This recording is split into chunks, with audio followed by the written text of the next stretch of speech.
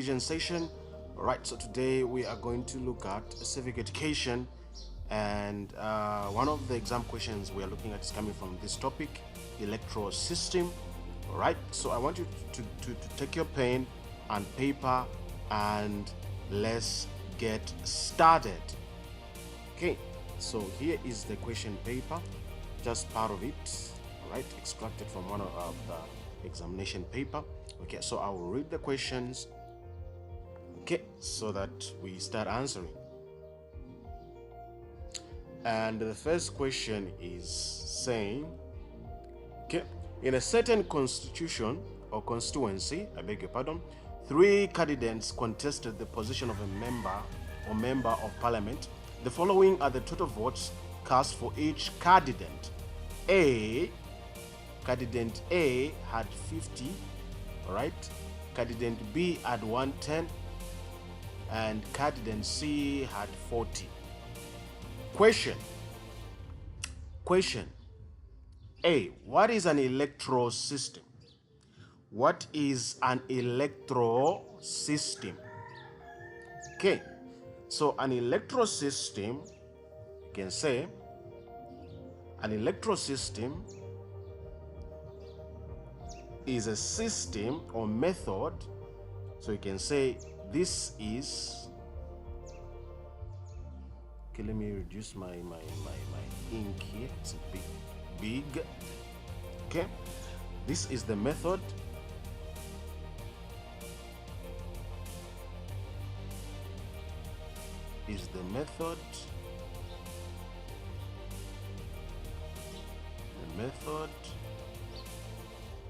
the method of what? The method is the method used to choose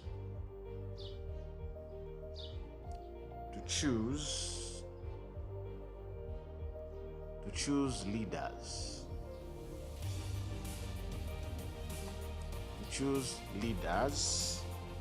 This can be through, okay, I'll continue to this side as well. This can be through voting. Okay, so these are methods, all right, or a system used by people, all right, to choose their leaders or their representatives. Okay, it is also a process or rules that determine how votes are cast and how winners are decided in an election. Okay, so if this definition is not okay with you, you can say an electoral system is a process or rules that determine how votes are cast and how winners are decided in an election. Okay, I hope that is clear, and we continue to the other question, part B. From the information given above, which electoral system would best suit candidate B? Which electoral system would best suit candidate B? Okay, we can see here from our information, you see that candidate B has the highest number of votes, which is 110. Okay, and the candidate with the most votes, as you can see, wins even without an absolute majority. So looking at this comparison, you can know that this electoral system is what we call FPTP, right? FTPT, which is first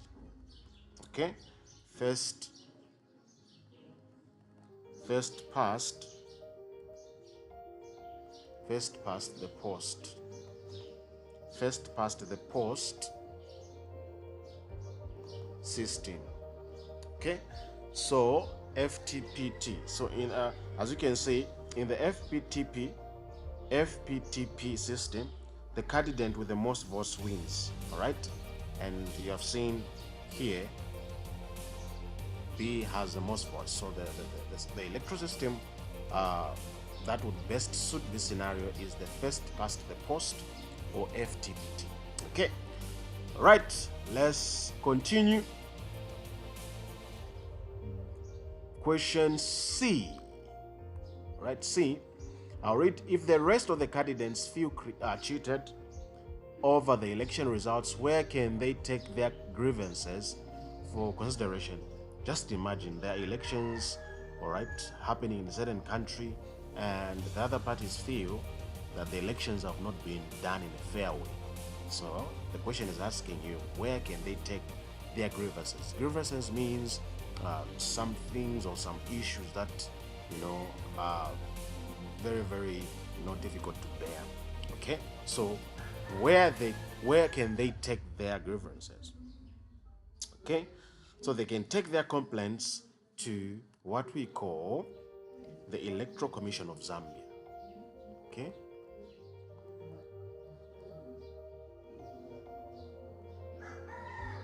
the electoral system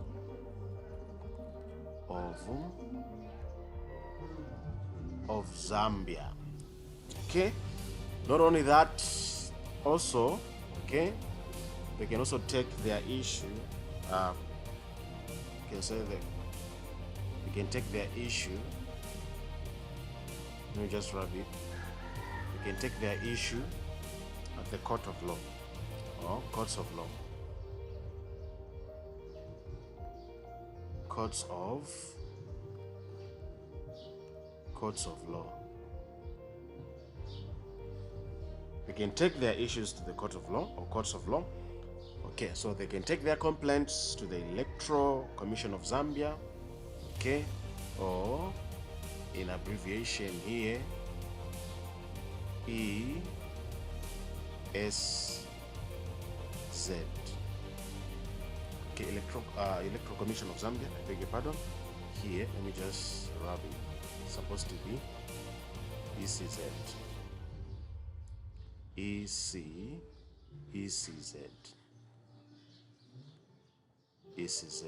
Okay, so Electoral System of the Electoral Commission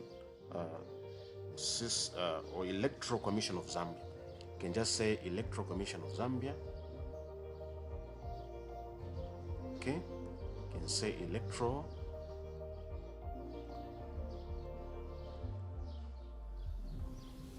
Commission of Zambia. Electoral Commission of Zambia, or ECZ.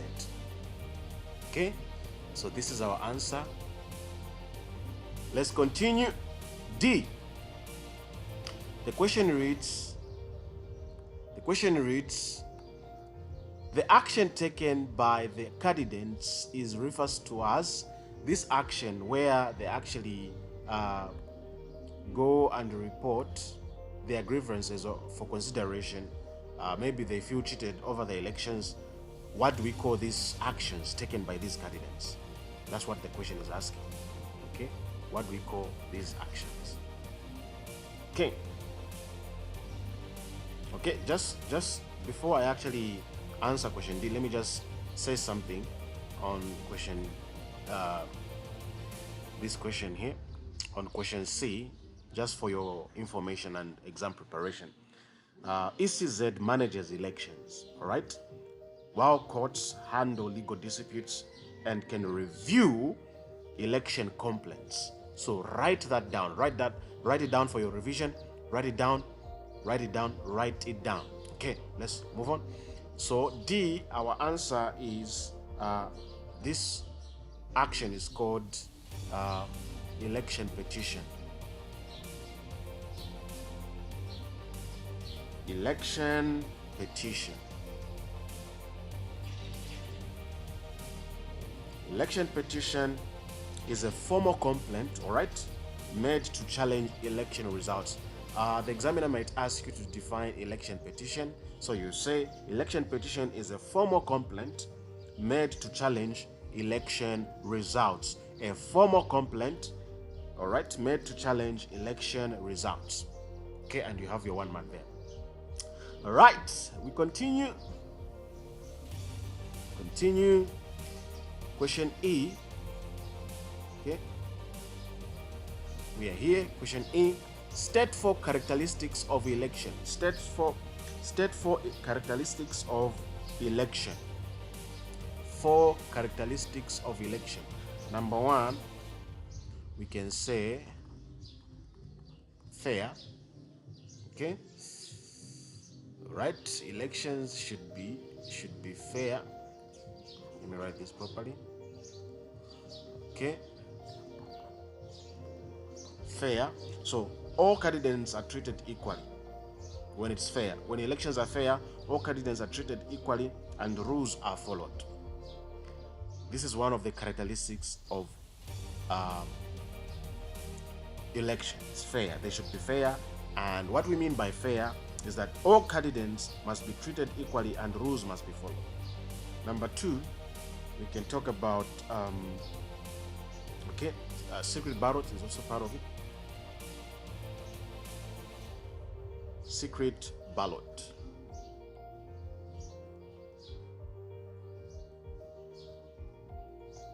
Secret ballot, what do we mean? Votes are private here, okay? So no one knows who you voted for. Imagine if elections were like people actually know who you're going to vote for. That would be a fair thing, okay? So one of the 4 characteristics of election is that they encourage what we call secret ballot, where votes are private, so no one knows who voted for, or who you voted for. Okay? And number 3,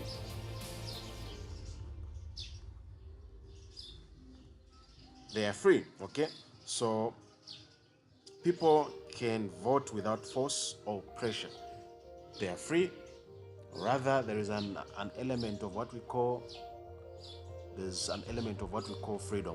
Okay, so you are able to, or people are able to vote without force or pressure. Okay, so that is one of the characteristics of election. Right, and our last one, we can say regular. Okay, regular.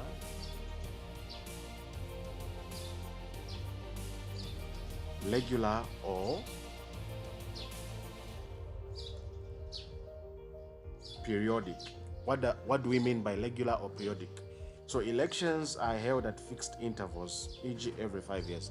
So one of the characteristics of election is that they should be held regularly, on a regular period, or periodic, okay, at a fixed intervals, e.g. every 5 years, okay, except by elections.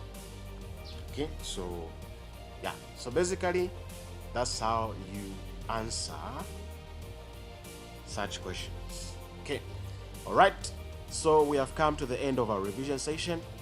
Thank you so much for watching.